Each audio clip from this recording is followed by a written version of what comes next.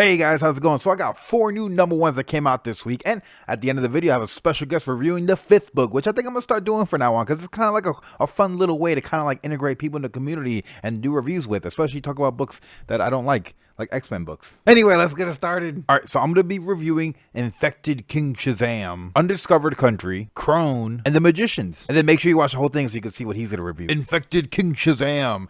This is the year of the villain title. I'm not sure if this is a one-shot, because at the end of the issue it did say that the story is gonna pick up in the Batman Superman story that's going on, but it kind of led up to maybe we might see more of this Infected King Shazam or the infected family. I don't know, it seems pretty cool. So the story opens up with, we got Billy Bats, and he's sitting at the dinner table being hella rude to his foster parents. Like, bro, he needs to get smacked upside the head with all these crazy ass comments coming out of his mouth. Anyway, he runs out the back door, you know, and then he does Shazam, and he transforms into Shazam.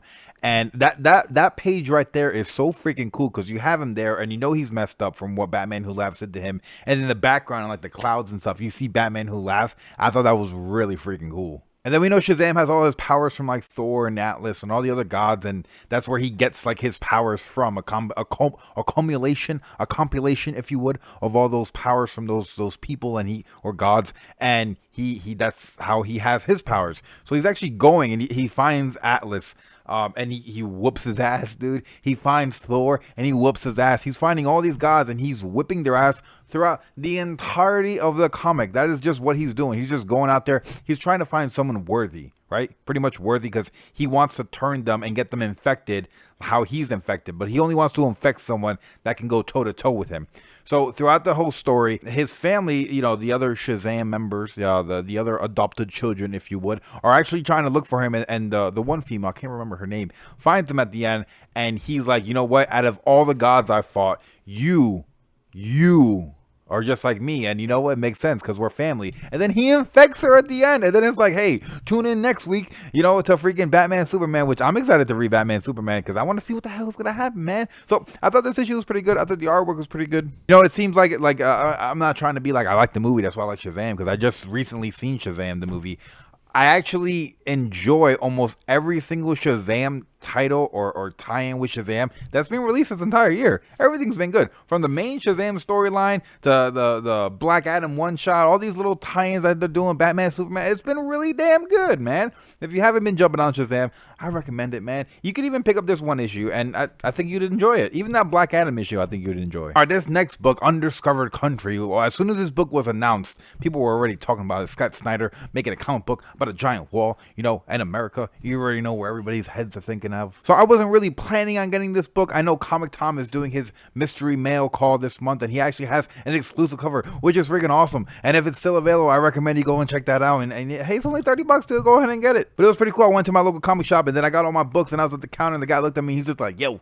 And then he gave me he was like, yo, I got this book for him. I'm like, hell yeah, I want to get that book. So I got it, and I'm going to review it right now. All right, so the book opens up. There's like a helicopter, dude. They're flying over water, and they're like anticipating. They're like, hey, we're going to be there in 40 seconds, 50 seconds, 10 seconds. And they're like freaking out, you know, because nobody has been to the United States of America in 3 decades. If you don't know what a decade is, it is a time and period of 10 years. So that times 3 is 30 years of nobody being in America. That's crazy. I shouldn't say being in America, visiting America, leaving America, even hearing from America. They've completely isolated the entire United States of America. And then you see the helicopter approaching, and there's like this giant wall. You can see they have some type of anti-missile defense system. They got American flags, USA everywhere. And, you know, they're just like this is insane, man. This is crazy. And so the story sets up, and they kind of explain, they're doing a lot of world building, which I thought they did a really good job of, because it was kind of like a good pace. It didn't really bore me. It kind of made me want to know more. So anyway, there's a message that's sent out from the United States of America out to the other world,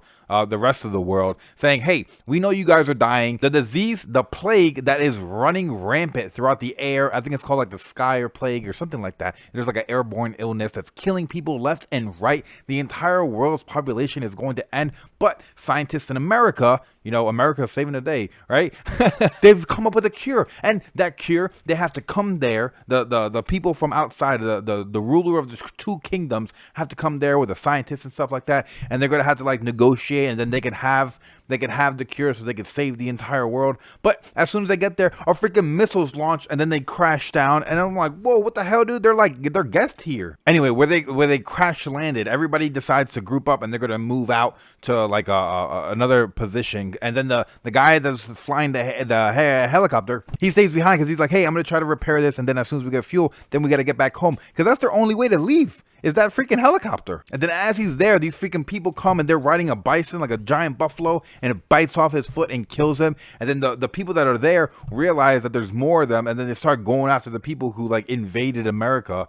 And it's just crazy because like they were guests here, and then it comes to find out that America isn't just one whole entity. It's actually broken up into different divisions, which I thought was pretty cool. And one notable thing about this is like the artwork is cool. I enjoy the artwork. It's not bad at all. I thought it was pretty good. The color palette that they chose to use, I thought it was really freaking good. It really kind of captivated me and put me in like that world setting. Just that color palette alone, I thought was really cool. And then there's a scene at the end where they get freaking Uncle Sam. He's like, I want you. I mean, it's not really Uncle Sam, but his name is Sam, and he goes with the finger and stuff. I thought it was pretty good. So, and then at the end of this book, there's like a lot of words and stuff and like a Q&A almost, and they kind of like describe a lot of things. If you want more information on how things were set up, I didn't really care to read all that stuff because I didn't really give a damn. But if you guys were interested in that, I recommend you go and try to find this book. Try to pick it up. And if you can't find it anywhere, hey, go and get that mail call.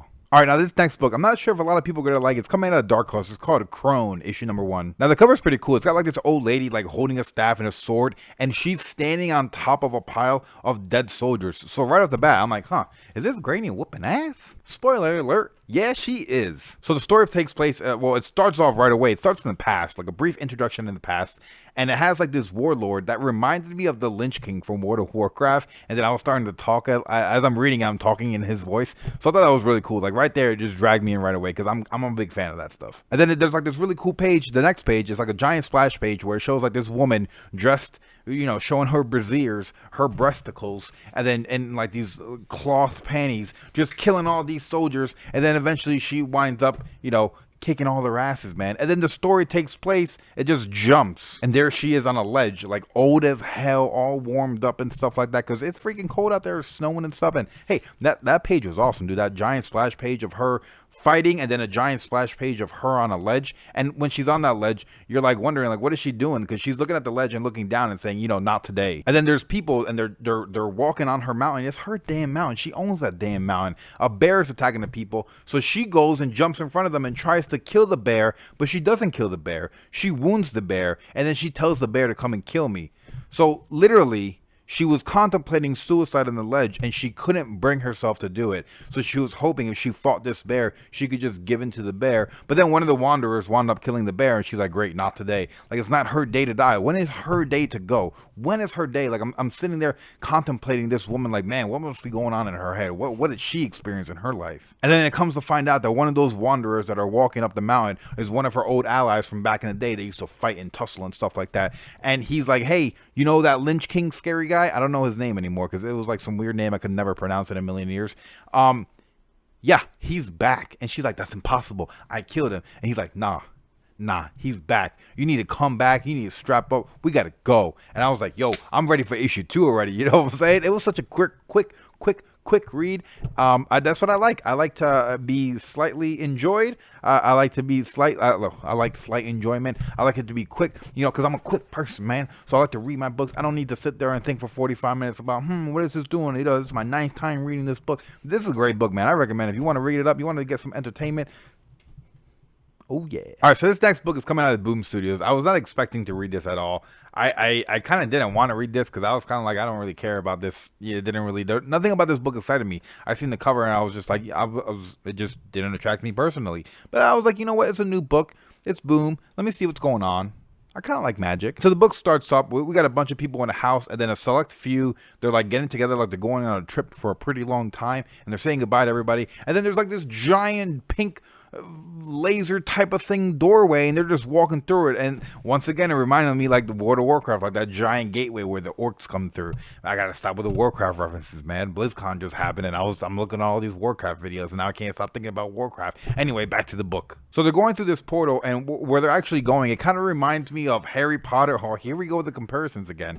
With Harry going to Hogwarts, it's kind of like the same thing, but instead of like, imagine Harry Potter learning magic at home and not living with muggles. Imagine Harry living with actual wizards like his parents and being taught like magic on the street, and then going to a formal school. And this is kind of like how this is playing out. They've seen these people who were practicing magic, and people practice in this book. People practice magic all over the world, and so this school decided to bring these people from the outside and bring them into like a purebred type of magical environment and try to give them some type of real magical course training, if I even said that correctly. Anyway, there's some kids that are pissed off because they're like, hey, who the hell are these damn people coming in, and they're all like higher ranking already. Anyway, so they get these kids, and then they get these brand new kids, and they put them in a classroom, and they get some of their top students, and they put them in the classroom with them, and they're like, hey, we don't practice like battle magic, we don't practice fighting and self-defense, but in this class we will. And so they go out to the woods,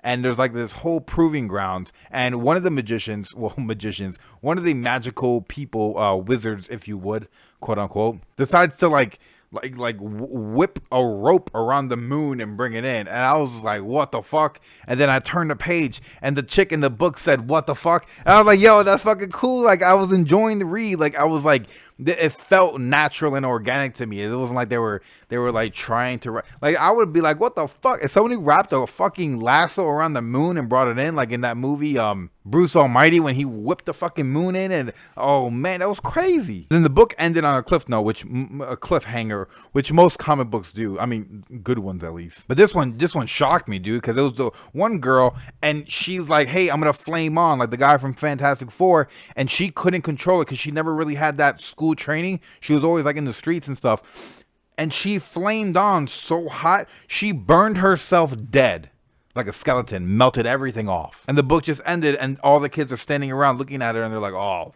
fuck. So yeah, I mean, this book just came out of left field for me. And hey, if issue 2 is as entertaining as this issue was, this is a pull list or a potential pull list pull. So I recommend, if you have a chance to read it, go ahead and read it, man. All right, and now the final book is actually being reviewed by the one and only Trinity, the host of Second Street Marvel, man. He's got a pretty awesome YouTube channel. Got to check it out, man. He be doing these awesome long freaking live streams that, hey, they keep me entertained. They keep a bunch of people entertained. I recommend you go check him out. And hey, he's got some knowledge, man. Check him out. What's up, everybody? Trinity here, and today we're talking about New Mutants, one of the new titles spinning out of Jonathan Hickman's reboot of the X-Men in the Marvel Universe, which was House of X and Powers of X, and this is the first issue of the New Mutants series. Now, this book was written by Ed Brisson and Jonathan Hickman with art done by Rod Reis, and if you guys have never seen Rod Reis's work before, it's something that definitely stands out. He's got his own unique style.